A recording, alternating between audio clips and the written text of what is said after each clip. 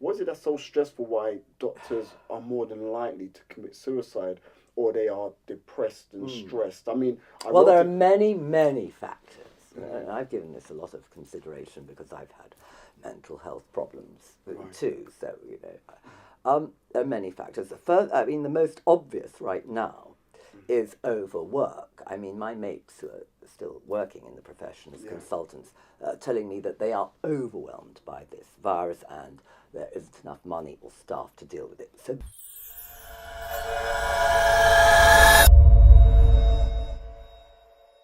So, I want to say thank you very much, Anna, for having me because we've been friends for some time now and you've welcomed me into your home again and again. And you've been an inspiration to me. You've been a mentor to me at times. And you've just been so amazing. So, I want to say thank you for even doing our meetup today because oh, darling, it's my pleasure. It's always fun to see you. I just you always make absolutely- me laugh. We have a bit of a giggle. So I truly, absolutely appreciate you. So hold on, question before we start. Do you still like the title Dr. Anna Brocklebank? Or No, just you're not Anna partial? Brocklebank. Okay. Just Anna. Okay, okay. Don't- So the DR is there. Yeah, but I don't use it, and I just call myself Anna Brocklebank, without doctor or without lady. Sometimes it's helpful to use either doctor or lady. Because you are a lady as well. Yeah, but, well, only according to Debrett's. You see my behaviour, it's very unladylike. But I just prefer to go by Anna, because that Ms thing, what the hell's that all about? I understand. Ridiculous. So clearly you was a doctor. Yeah. We just stated it just now. Tell what doctor was you? What was your? I was a very good doctor. Yeah. I did many years in general practice, and then I went into sexual health and specialised in that, which was terrific. Oh, don't look at me like that. No, I swear I didn't say anything. no. I was just reminiscing, thinking about our department. We used to have it was such fun being a doctor then and looking after the patients and so on. Not like it is today. Sadly, I had to retire a couple of years ago, but my colleagues who are still working, I mean, it isn't fun. Being a doctor nowadays is not fun. It's very far from fun. So I guess I got out at the right time. Yeah. Although I miss it terribly. Brilliant. And so now, well, it's funny, this whole show and even the book that I'm writing about I can't wait to read it. Oh man, I'm halfway through, so I'm actually I'm quietly excited about it, and so I'm going to be traveling away in the next few days, and I'm going to be focused on just pretty much writing the book as well, no distractions. So I'm excited Good luck. about it. But the book that I'm writing, and even the show, Kevin Bennett's Trauma, was and hopefully still is fundamentally about helping, building, empowering people, but also looking at careers that have the highest depression, suicide, Oh, I look stress at rate. doctors and lawyers. I mean, I'm qualified in law, and I'm in the two professions with the highest suicide rate. Don't forget judges. I've never known about judges. I've known that surgeons have the highest suicide rate, and I'm aware that doctors, dentists are Yeah, there behind. but judges too. Judges. Well, think about it. Judges, people want to get at them, don't they? They want to, blackmail them, this, that. I mean, to be a judge is quite a serious matter. Serious and very paranoid as well. Isn't Yeah, it? because you are a target. Anyway, it's just very high instance of suicide in there as well. But now, since the pandemic started, I know you're well aware that the instance of suicide has just gone through the roof. Yes. And I think it's terribly sad that we as a country are not doing more to help the mental health, which is why I was so excited about your project. It sounds brilliant. I wouldn't expect anything less than brilliant. Oh, thank you. Thank you very much. And so that's what this project is about. It's about helping people that are going through mental and emotional trauma overall. And so, firstly, what is it about? Because people on the outside looking in, they believe that being a doctor, you're going to get paid good money and so on and so forth. And they kind of look at the surface side of it. Oh. What is it that is so stressful, especially probably more nowadays than before? What is it that's so stressful why doctors are more than likely to commit suicide? or they are depressed and stressed? I mean, Well, there are many, many factors. And I've given this a lot of consideration because I've had mental health problems too. So, there are many factors. The most obvious right now is overwork. I mean, my mates who are still working in the profession as consultants telling me that they are overwhelmed by this virus and there isn't enough money or staff to deal with it. So that's very stressful because, you see, you make one slip and someone can die. I mean, it really is as dramatic as that. Wow, So that's one reason why it's stressful. So did you used to take some of your cases home to bed with you? Oh, my Lord, yes. If you were lucky enough to get to bed. I mean, sometimes when I was doing burnout is a major thing as well. Yeah, and doing night calls, when one used to do night calls, when I was in general, you sometimes you wouldn't sleep. And certainly when I was in hospital medicine doing surgery, there were many nights that you didn't have, you just worked through the night and the day. It is there's a lot of responsibility, and the other thing is you often have no social life, or it can destroy your relationship. Right. Yeah, you've got a date with your partner, and then at the last minute you have to say, sorry, darling, there's a new case that's come in for surgery, it won't be back till 9 or 10. It's okay to do that once or twice, but if that's a regular thing, it can destroy a relationship. Yeah, sure. There are many reasons why it's stressful. But having said that, it is probably the most rewarding thing I can think of doing. Wow. And I miss every minute of practicing. Wow. And so, with that said, we're in, documented one of the most stressful times without parallel. In history, right? Yeah. Or recent history, recorded history. Yeah. Maybe we should say recorded history. You have a good insight into the journey of stress, trauma, but also climbing out of the other end. What is it that you see now, what's going on, that you would see as a... Well, I understand what you're asking. I mean, I, like everyone else, knows very well that the suicide rate has gone up, divorce rate has gone up, mental health issues, a real problem. And this is very serious. Because if you weigh up the morbidity resulting from COVID, the virus, and if you think of mental health as being just as serious as having the virus, if not more, because don't forget, people die, the depression stops them working, anxiety problems, it's really serious. If you weigh them up and you look at mental health problems... Side by side. Yeah, I mean, it is quite obvious that the priority should be looking after the mental health of our nation. Because I am of the view, and I'm of the view that this is going to have long-term repercussions. Right. And I'm very sad that our government hasn't seen fit to consider mental health in the way that they've considered COVID, which we've got to learn to live with, I think. Yeah. What do you think, Kevin? I mean, it's the same thing. Like, I believe human beings, firstly, are not designed to be isolated. Absolutely. And this is the reason why it's one of the most... in prison, that's one of the most punishing punishments, to put someone into isolation. Exactly. I'm so pleased you brought that up, because think of all these old ladies, they're mainly old ladies and gentlemen, in nursing homes. They have been deprived of seeing their friends and family for over a year. Imagine that. Yeah.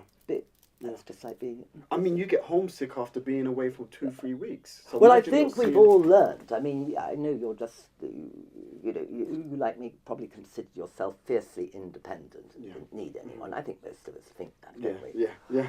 Boy, did we get a shock, or at least I did. I mean, being isolated, not in contact with human beings, it made me realise how vulnerable and fragile we all are. Even just the simple things like just giving someone a hug. We are now questioning hugging people. I know. We are now questioning hugging I think this is going to... It's possible that this might last for a very long time, social distancing and all the rest of it. Because this virus isn't going anywhere. I mean, it's not going to... I don't. They're going to talk about variance. Yeah, I mean, we've got to learn to live with it. Yeah, they talk about variance quite a bit, and I believe every time we get a bit comfortable, they're going to introduce a new variant.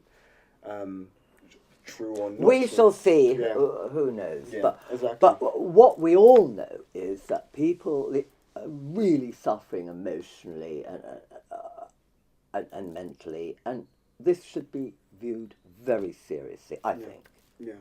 So tell us about. I mean, I know so much about you, and I love it. But for those who don't know who Anna, Dr. Lady Brocklebank is, obviously within the lady and the doctor, there's a journey. I know you always say to me, journey. What does journey mean? Yes. We're talking going on holiday or something. Sometimes when I see the reason why I don't use story sometimes, because story sounds a bit like a made up fairy tale. Yeah. And so when you say journey, it sounds a bit more, it's got the grit and the grind. Do you think so? Yes. Well, my journey, as you put it, has been. I was going to say disgraceful. No, but I've certainly had my ups and downs. Mm-hmm.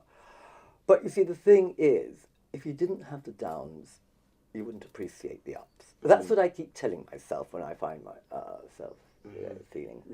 Yeah. So I mean, yes, I've had my difficulties in life. I had a problem with drugs. Mm-hmm. I've had 2 divorces, and I can tell you, divorce is not nice, even though you might say it's going to be amicable. And yes, so I've had my own trauma, but we've all got to get on with it, haven't we? No, it's very true, because even like one of the reasons why I created this show is because I've had my traumas as well. I've had a son that died. And I don't normally talk about it. Yeah. I had a brother that died. Yeah. Recently, within the last few years, I've had a sister that died. I've been stabbed 5 different times in my life. Lord, have mercy, And the journey of my father having prostate cancer, that was, oh my gosh. And so there are some of us who can kind of comfortably express our trauma in public, and there are others who suffer in silence. Well, this is why it's so exciting what you're doing. I mean, it couldn't have been better timed. And well, it's funny that you say that, because I've been focused on mental and emotional trauma since 2009, and for some reason, every year I would still do what I can within that sector. But every year it was just plodding along. And putting it off. No, it wasn't that I was putting it off, because I was always working that path. But what I discovered, people weren't ready for that conversation. Oh, you're absolutely right. It wasn't the done thing to talk about mental problems. Exactly. Very uncool. And I think that's because people are frightened of what they can't see. You know, if you have measles or a broken leg, people will be very sympathetic, or if you've got cancer, very sympathetic. But you say you've got mental problems, and people are a little bit wary. And I don't think it's prejudice. I think it's nothing more than an innate fear of what you can't see and the unknown. I believe from my experience, people are scared of being judged or ousted or isolated. And I'll tell you the reason why. But that's how people react, you see. I think they react like that because of fear. Well, worry is imagination. And so when people have an imagination about what people may think about them, then worry kicks in, which then brings in all the other... It's a gateway to the other emotions. Fear. I hadn't thought of it quite like that. Yeah, because I'll give a prime example. In the second chapter of my book, it may get moved around, but in the second chapter of my book, I talk about a Dr. Hellman. Mm-hmm. Dr. Hellman was a doctor in America, and he was going through what a lot of doctors go through.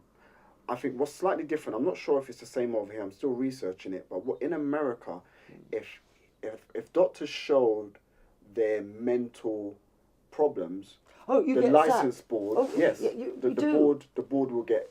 Oh, absolutely. You see, and so this is why, and it's not just doctors. I think there are many jobs where if you're seen to have a mental problem, Yeah. no, you're sidelined. And why? I think it's because of fear. That people concerned who are sidelining you think, oh, what is he or she going to do next? Mental, they might have a psychotic fit, without knowing, understanding And the so illness. what these doctors were doing, they weren't using their credit cards, they weren't using anything. They were going to different cities and towns, etc., and they were paying cash for help.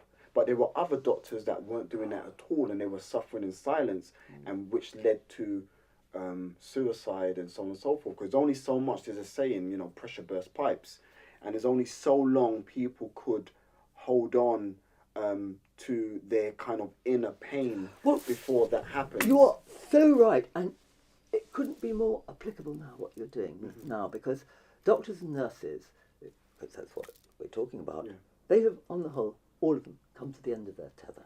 They've been pushed for so many years, because you see, before this pandemic, I don't know whether you're aware, for about the previous 10 years, there'd been a pay rise, freeze on pay rises, while other people were getting raises. And not only was there a freeze on that, but there was far more work to do with less help. So there was always a fear of making a mistake. And because if you're understaffed, mistakes are bound to happen, and that causes stress for the doctor.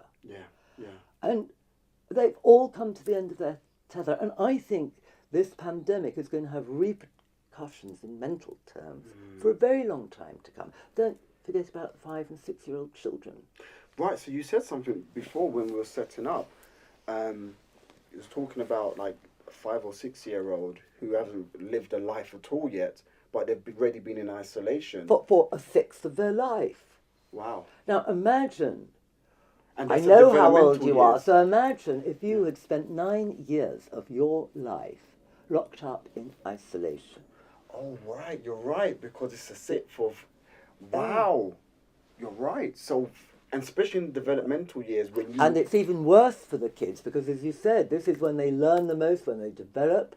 Now, many of these kids, now that they're going back to school, are showing signs of anxiety and distress.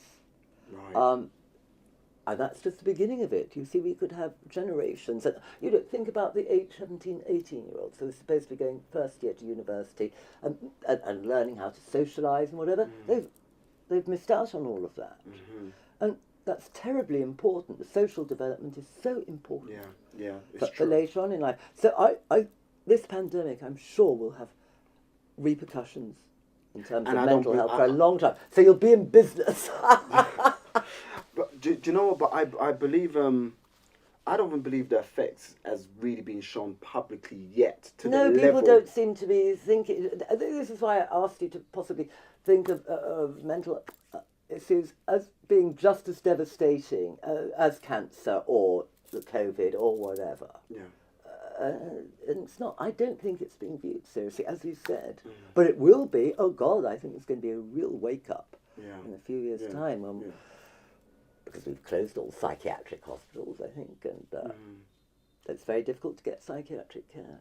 What would you advise from a professional perspective and also a personal perspective? What do you advise for those who are probably starting or in the middle, or maybe they feel like they want to end their journey or story of life? What would you advise for those people? Because there's so much trauma from so many different angles that are creeping into people's worlds. But I always say to people, a traumatic event is what happens to you. A trauma is what lives inside of you, from an emotional perspective. So there are people right now that are really suffering. And I done an interview or a talk or a short interview with a gentleman named Yami yesterday evening, and his journey was so heartbreaking. Just very quickly and briefly, his journey started off with his father abusing his mother, and when he used to see it or he used to run to the aid of his mother, his father used to beat the crap out of him. And so that was between like probably 4 and 10 years old. 10 years old, his father stabbed his mother. He was then put into a home He was then put into a home, and in the home, straight away, he started to be sexually abused. So that happened for a period of time. One day he said enough was enough, and he used a compass to stab one of the abusers. I think this one was a physical abuser, so you had a sexual one and one that was hitting him. And then he was put into prison. He has spent in institutions 38 years of his life. And there's times when you say in life, now that is unfair. And we don't have the personality of, we kind of like get on with it. But there are times where you look at some people and you say, that is unfair. And there are many people out there like Yami who are suffering in absolute silence. And for me, as I said once again, this show, if you said to me or someone said to me, Kevin, what is the mission of your show? It is to help those who don't know how to, probably they can't articulate themselves, or they don't have the confidence, or they don't have the direction to find a way to navigate through what they're experiencing. Well, to answer your question, sorry to interrupt, but to answer your question, what would I do in an ideal world? I would do precisely what you're doing. Precisely that. Yeah.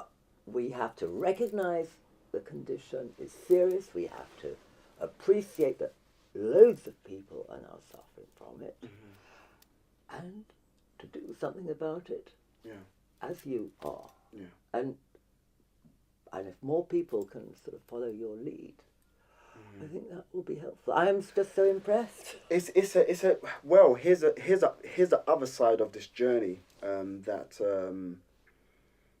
people don't recognize and know.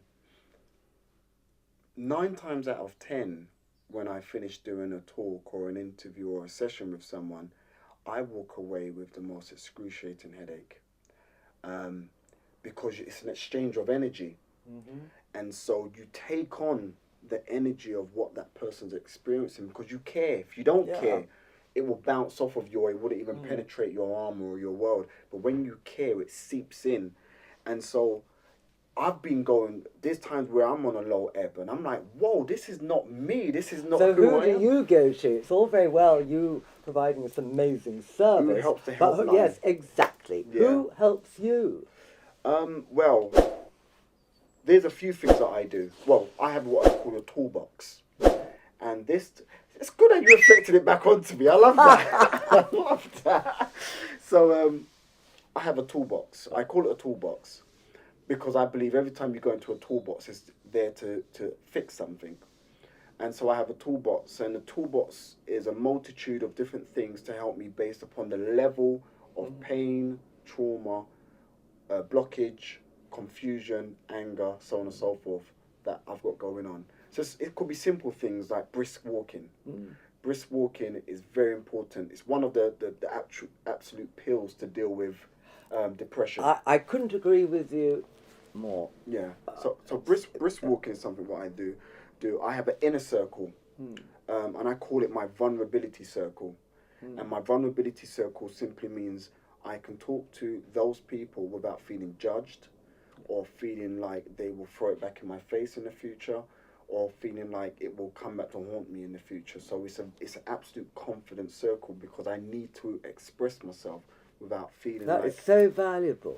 Yeah. And so you're seeking what you're giving to people. So it's very important. We are designed that way. We're designed to talk, express, hug, to be tactile. We're designed to... see, here's the thing, right? When you go back, I don't know, 10,000 years, and we've been hunted and we're hunting in return, and there's a whole world of fight or flight. Stress was designed to protect you. Yes, for a short period of time. Yes, because I mean, if you imagine a tribe, sort of Stone Age men, sitting around the fire, eating their buffalo, or whatever it is they've killed, and then they see another tribe, hostile tribe, coming over the hills. They've got to either fight, fear, flight, fight. They've either got to run or fight. Exactly. To preserve themselves. So it was a saving mechanism. Exactly. But today, the stress is killing us. Well, here's what I've learned is when stress goes on for a period of time, it causes inflammation on the brain. And causes a lot of other physical symptoms too. Exactly. And the inflammation on the brain is where depression kicks in. And if depression stays too long on the brain, it causes brain damage. And so when you have that inflammation, I mean, you know more than I do. No, I wasn't aware that it actually physically affected the brain, but I do know that whatever medical condition you're suffering from, whether it's measles, migraine, or cancer, they are all made worse by stress. Yes, yes. I mean, yes. I can barely think of any medical condition that isn't exacerbated by stress. And we are living in the most stressful times right now. Exactly. And so what is a major stress instigator? Complication. I believe complicating our lives is very stressful. Yeah. And I do believe that simplicity is the key to happiness.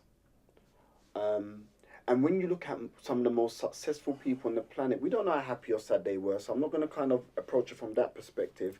But some of the most successful people on the planet are very... When you looked at Steve Jobs and how he used to live, his world was very simple.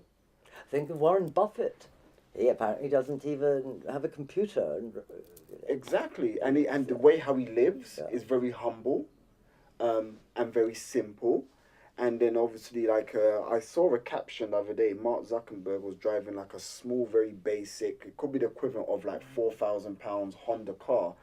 And there was all these comments online, why is he acting like this? He's got all this money in the world. And if people can understand that these people partially are successful because they keep things very simple. And the more we introduce different complications into our life, the more we got to keep fixing and outing fires and dealing with stress and trying to maintain and trying to represent and all these different things that we are doing over and over again, we end up not enjoying the things we accumulate, but we also accumulate the stress with the things we accumulate. Yes, you put it terribly well. I hadn't thought of it quite like that. So, as I said, I'm so excited about this new business. I think I'll have to check in myself, quite frankly. It seems like you're offering something that everybody could benefit from. I mean... Not just people who feel that they're really at the end of their tether, but most of us have some anxieties. 100%. And better to deal with it before it gets too bad. Yeah, I mean... What are we here for on this planet? What are we here? That's a very profound question. What are we here for?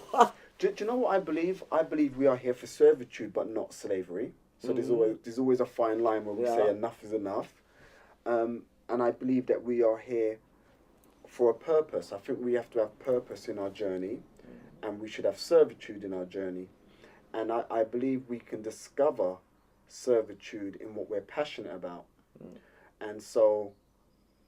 I've tried many different things that helps others, but it was very painful to me.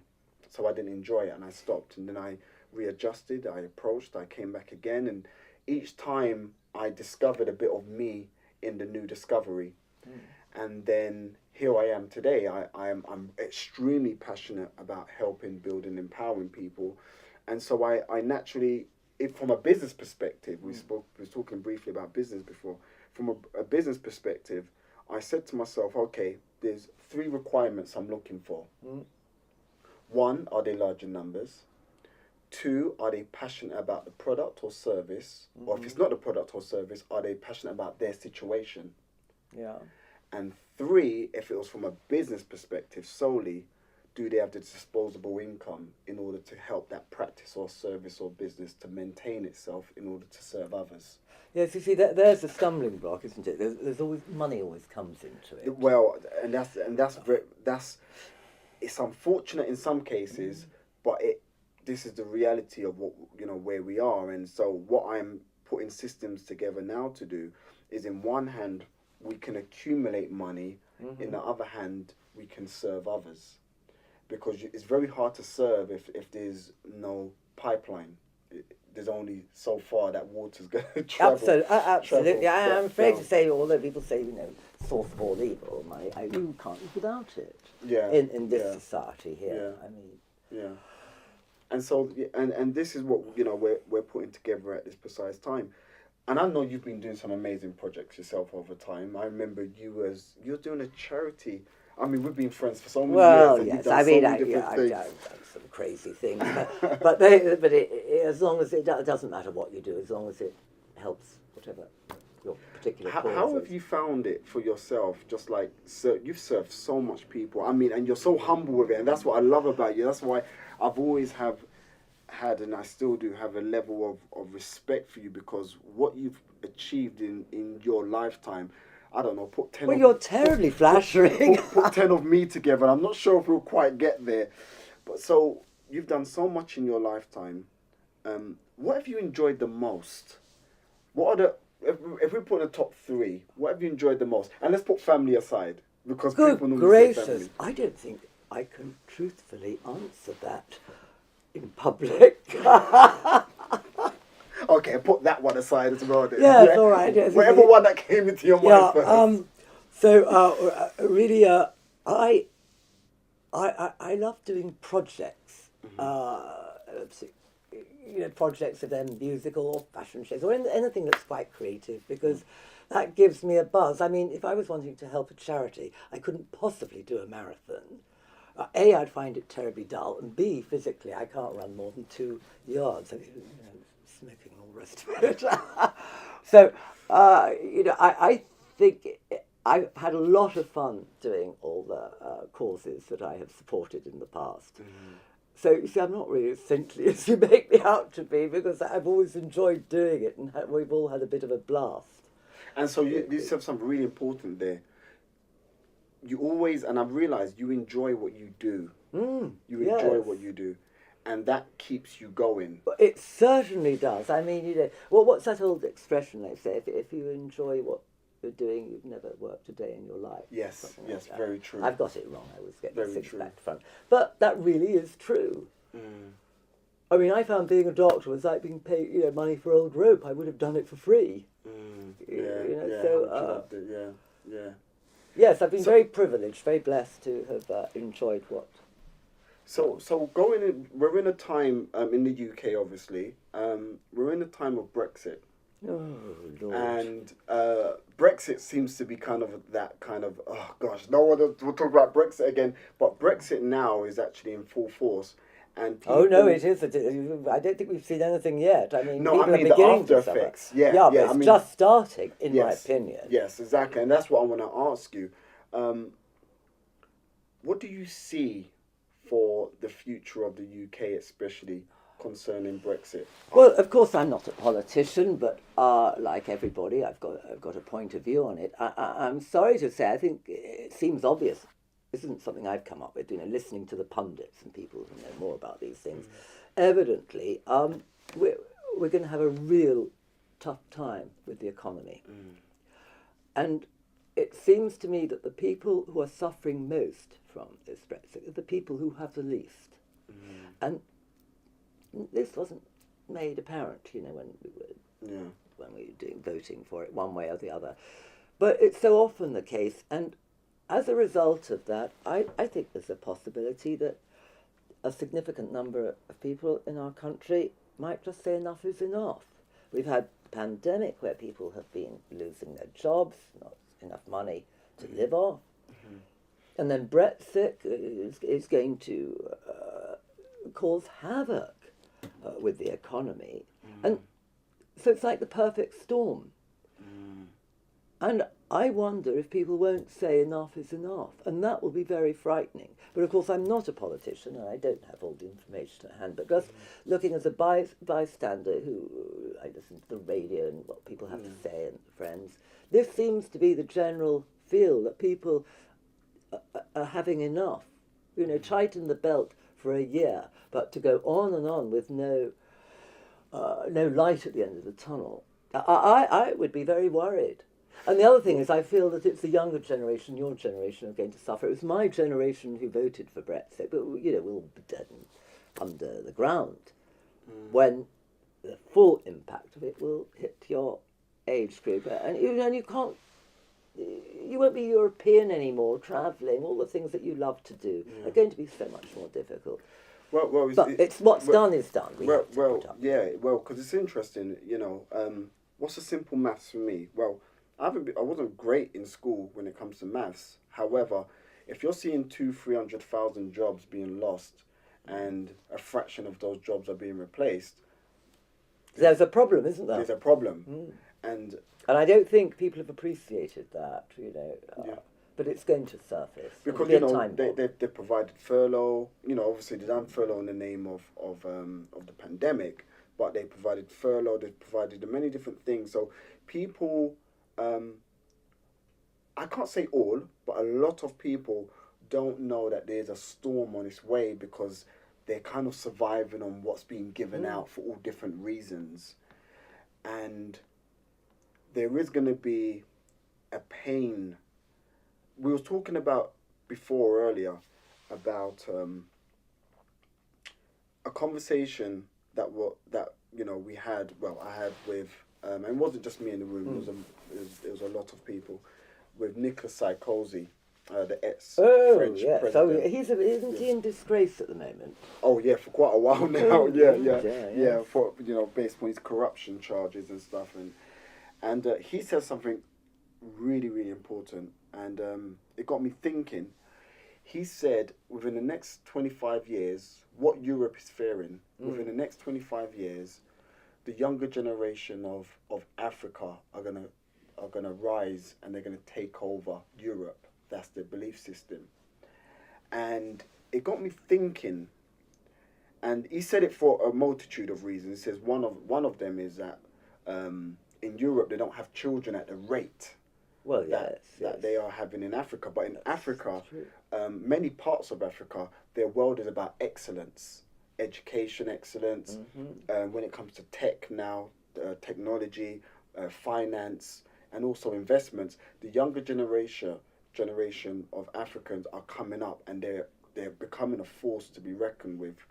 Just at the time when in our country things are rather difficult, and our educational system apparently is failing many children. So yeah, and so with that said, what would you say to those who, as you said, the future's looking bleak if they don't prepare themselves, and also kind of become more independent, don't rely on governments, because clearly you vote for one government, you're in tears, you vote for another government. I think it's very easy. The solution is very easy to say, difficult to do. It's all about education. Let us get, as they have in Africa, let us get our English, British education up to standards that it used to be, or the same as the rest of the world, because it seems that we're being told that kids are coming out of school unable to read and write. Now this makes them not fit to live in the adult world, and so of course any people can come and it's education. I really do believe education is part of the solution. Yeah, I think education and applied action. Because once you're educated, I know some people that are extremely educated, but they don't have no confidence in themselves. Oh, yes, that's another thing entirely. But, I mean, you've got to start somewhere. Yes. So start with educating our kids so that they don't go into the workforce unable to do a particular job which will be taken by someone else who has had a better education. Yeah, exactly. See, and to give them a lifestyle and hopes. And you really must learn to read, write, and do your sums. It's as simple as that, in my opinion. Wow, yeah. And also we have to look into the families as well, because you've got such great insight. When we was talking before, we was talking for so long before we even started recording. It almost feels like we've already said it all, but we haven't on camera. But, you said some really powerful points before, because I don't want anyone to see this and think, oh, she's just simplifying it. No, you said so much before about helping also the parents that are in dire straits at home. Absolutely. Helping, because, yes, the child goes to school, for example, and they're in school, but when they come home, what are they coming home to? Yes, very often it's coming home to an empty flat and no one to look after them, because the mother or the father, the single parent, they'll be out working to put food on the table. Yeah. And these children don't have a chance. Now, you see, if one were to look after these families, help them, assist them, a lot of people would say, oh, they're just scrounging off the state, let them get on with it. They made their bed, they should lie in it. No, that isn't the attitude, because for every child that's brought up in those sort of circumstances, they're going to cause problems for society when they grow up, aren't they? Because how are they going to feed themselves or any children they have if they're not educated and they've got problems? They will turn to criminal behaviour. Very true. And so it's not just assisting the lazy and those who don't want to work. Not at all. It should be, we should look after these families, bearing in mind that it will affect the future. If we don't look after them, we have, in my opinion, a rather bleak future. Brilliant. And so just our final question or so. Where do we go from here? As I said, this show is fundamentally about helping, building, empowering people. What advice would you give to... I'm really putting you on... Oh, you are! I'm not certain I'm qualified to answer this at all, because, I mean, my children... there are certain people around me who think that I am off my rocker one way or another. Well, no, trust me, I've got family members as well who just think Kevin, you are not in a position to talk about... And so I think we've all got that where are closer to you us. going to go next? Where's society going to go? Where are you going to go? Yeah, I mean, what advice would you give to those, once again, as I said, who are kind of suffering in silence? Talk to someone. Talk. That really is helpful. And if you don't have anyone to talk to, there are plenty of helplines now that have been popping up during this pandemic. Because so often it's the feeling of isolation and loneliness that exacerbates these things. So it's talk. So this is why I am so impressed with what you're doing. But helplines, anything, that could be the way forward. And what I would say is do not run to social media. Oh, Lord. Because what happens, people go to social media for their outlet, and all of a sudden they read the comment section. Yes. And that sends them even darker and deeper. Well, I'm not of the generation that really understands all this social media. I mean, we're in a day and age now where majority of men out there, and I'm saying this as a man talking to men, the majority of men, especially who I talk to and have conversations with, they don't have the confidence to even approach a woman anymore, because that muscle has weakened, because on social media now everything's a text and everything's a message. So when they see a woman in front of them, for example, they don't have that muscle to go and approach that woman and say whatever. Quite apart from the fact that they don't know how to write anymore. I mean, when my godchildren so on, when they write to me, it's all in text speak or something. So losing the art of conversation. No, don't get me started on this, because I absolutely loathe all this social media, tweeting and tweeting and no, Instagramming. No, not for me. So even though, regardless, social media is good, we have to be pensive about... Yeah, I've got to be very wary. The rule that I have is that I never send an email or a photograph or anything that I wouldn't mind the whole world seeing. I just work on the sort of basis that someone's going to hack me and whatever. So I never do anything that I wouldn't want the whole world to see. And so far, that's worked. One day I'm sure someone will come up with a compromising picture of me. That won't be so good, but never mind. You have to take the rough with the smooth. Yeah, exactly. If you don't shoot, you don't score, right? That's quite right. So, no social media for me. But I'm very impressed with what you're doing. Thank you. And I think I'm quite serious when I say I'll be a client of yours. Wow, and that's actually the plan, is to find people who can get up and talk about it and make it seem that you haven't actually got leprosy. Exactly. So, Anna, I want to thank you, and also, as I said before, I want to thank you for being a friend, because you've had my back when many's turned against me. So I've got to say thank you very much. Well, thank you. Yeah. All right, I'm going to have a drink now. Thank you. Oh, dear. No, this is so impressive.